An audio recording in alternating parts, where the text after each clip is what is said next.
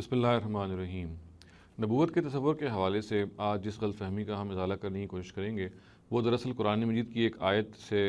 جو لوگوں نے استنباط کیا ہے اس کے نتیجے میں پیدا ہوتی ہے، اور وہ یہ ہے کہ حضرت آدم کے بارے میں یہ کہا جاتا ہے کہ پیدائش کے وقت حضرت آدم کو جب اللہ تعالیٰ نے پیدا کیا، اس کے بعد جب سارا واقعہ پیش آیا فرشتوں سے سجدے کا، اسی موقع پہ یہ قرآن مجید میں یہ کہا گیا ہے، بتایا گیا ہے کہ اللہ تعالیٰ نے حضرت آدم کو سارے کے سارے نام سکھلا دیے۔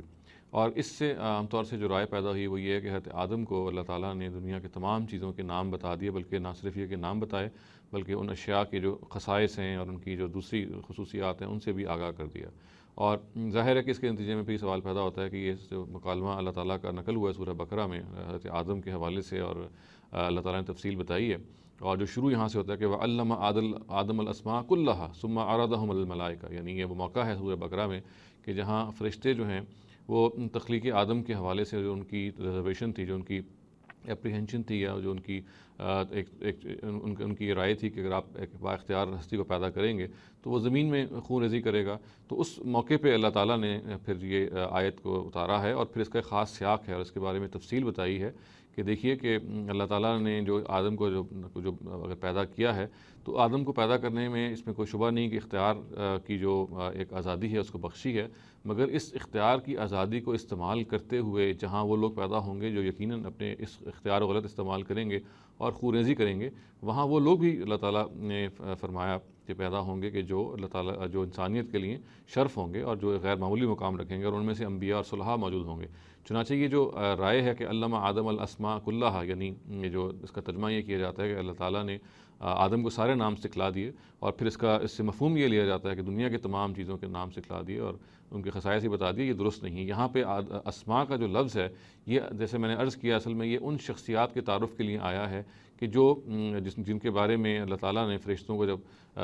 آدم کے ذریعے سے ان کا تعارف کروایا کہ یہ وہ ہستیاں ہیں کہ دیکھیے جو کہ انبیاء میں سے ہیں، صلحاء میں سے ہیں، نیک لوگوں میں سے ہیں، ان کا بھی تعارف حاصل کیجئے، اور اس سے آپ کو اندازہ ہو جائے گا فرشتوں کو مخاطب کر کے کہ اللہ تعالیٰ نے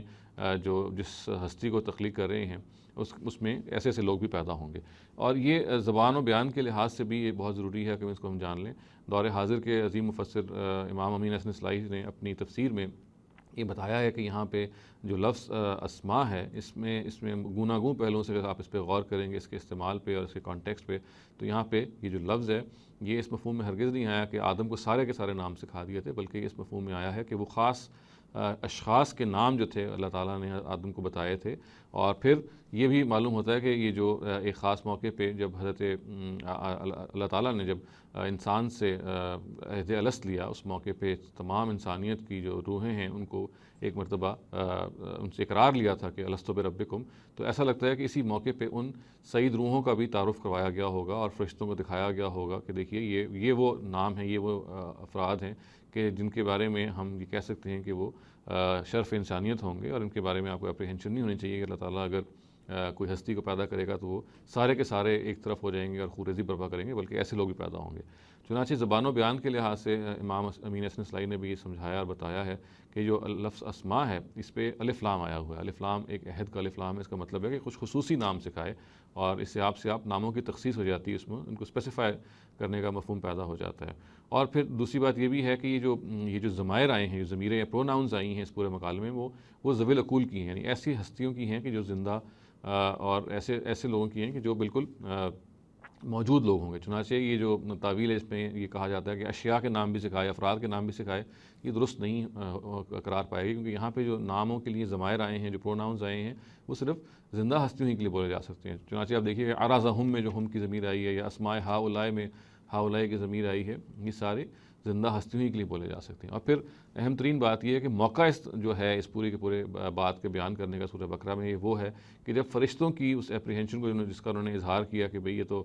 وہ ہے جو اختیار کی آزادی پا کے، یعنی ہستی وہ ہے جو اختیار کی آزادی پا کے خونریزی کرے گا، اس موقع پہ چونکہ فرشتوں کی اس اپریہنشن کی ان کے ایک لحاظ سے اس کو ختم کرنا پیش نظر تھا، تو موقع بھی یہی تھا کہ اللہ تعالیٰ ایسے لوگوں کے ناموں کا تعارف کرواتا فرشتوں کو کہ جو یہ ثابت کریں اپنی اس تعارف سے اور اپنی اس شخصیت کے اظہار سے کہ یہ وہ لوگ ہوں گے کہ جو ہرگز خونریزی برپا نہیں کریں گے بلکہ شاید خونریزی کو روکنے میں کردار ادا کریں گے۔ تو یہ اس آیت کی صحیح تعویل ہے کہ جو تدبر قرآن میں امام امین حسن اصلاحی نے بیان کی ہے، اور اس کے پیش نظر ہم یہ کہہ سکتے ہیں کہ علامہ آدم الاسماء کلہا میں اسماء سے مراد یہ تعویل کرنا کہ تمام اشیاء اور تمام چیزوں کے اور تمام افراد کے اللہ تعالیٰ نے نام آدم کو سکھا دیے، کسی طرح سے ٹھیک نہیں ہے، نہ یہ اس کا تعلق موقع کی مناسبت سے، اور نہ جو قرآن مجید کا سیاق ہے اس کو قبول کرتا ہے، اور نہ اس کے جو در و بست ہے جملوں کا وہ اس تعویل کو قبول کرتا ہے۔ اسماء کلہا سے مراد وہ ان سعید روحوں کے نام ہیں، ان کا تعارف ہے جس کو حضرت آدم کے ذریعے سے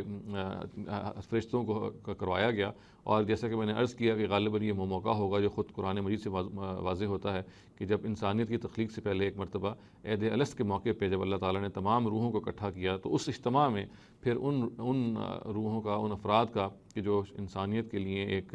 غیر معمولی شرف کا باعث بنیں گے آئندہ، ان کا تعارف پہلے سے فرشتوں کو کرا دیا گیا تاکہ ان کی جو اپریہنشن ہے، تاکہ ان کی جو انگزائٹی ہے کہ آدم کو اللہ تعالیٰ کریٹ کر کے دنیا میں ڈس آرڈر کا سامان کریں گے، وہ اس کو دور کیا جا سکے۔ تو یہ اس آیت کی صحیح تعویل ہے، اور جیسے کہ میں نے عرض کیا کہ علامہ آدم الاسماء میں اسماء سے مراد ان سعید روحوں کے نام اور ان کا تعارف ہے جو اللہ تعالیٰ نے پھر آدم کو کروایا، اور آدم کے ذریعے سے پھر فرشتوں کو کروایا گیا۔ اقول قولی ھذا واستغفر اللہ لی ولکم ولسائر المسلمین والمسلمات۔